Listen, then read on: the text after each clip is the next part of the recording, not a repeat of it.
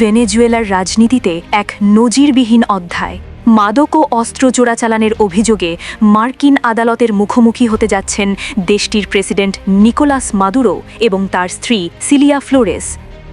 গত শুক্রবার এক বিশেষ অভিযানে তাদের বন্দী করার পর বর্তমানে তারা নিউ ইয়র্কে ব্রুকলিন ডিটেনশন সেন্টারে আটক রয়েছেন। আজ সোমবার দুপুরে ম্যানহ্যাটানের ফেডারেল আদালতে তাদের হাজির করা হবে, যদিও শুরু থেকেই সব অভিযোগ অস্বীকার করে আসছেন মাদুরো। এদিকে মাদুরোর অনুপস্থিতিতে ভেনেজুয়েলার দায়িত্ব নিয়েছেন ভাইস প্রেসিডেন্ট ডেলসি রদ্রিগেজ, তবে তাকেও কড়া হুঁশিয়ারি দিয়েছেন মার্কিন প্রেসিডেন্ট ডোনাল্ড ট্রাম্প। দি অ্যাটলান্টিককে দেওয়া এক সাক্ষাৎকারে ট্রাম্প জানান, রদ্রিগেজ সঠিক পথে না চললে তাকে মাদুরোর চেয়েও চড়া মূল্য দিতে হতে পারে। নজর থাকবে নিউ ইয়র্ক আদালতের পরবর্তী আইনি প্রক্রিয়ার দিকে। যুক্তরাষ্ট্রের নিউ ইয়র্ক আদালতে আজ সোমবার এক ঐতিহাসিক শুনানি অনুষ্ঠিত হতে যাচ্ছে। কাঠগড়ায় দাঁড়াবেন ভেনেজুয়েলার প্রেসিডেন্ট নিকোলাস মাদুরো। ঘটনার সূত্রপাত গত 2 জানুয়ারি।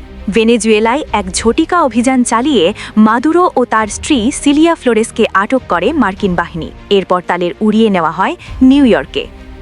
মাদক ও অবৈধ অস্ত্র চোরাচালানের গুরুতর অভিযোগে আজ স্থানীয় সময় দুপুরে ম্যানহ্যাটানের ফেডারেল আদালতে প্রথমবার তোলা হবে তাদের।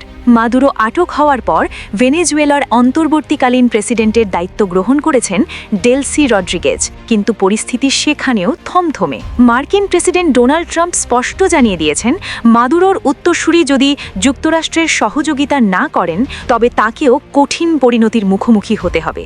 বিশ্ব রাজনীতিতে এই ঘটনা এখন টক অফ দ্য টাউন।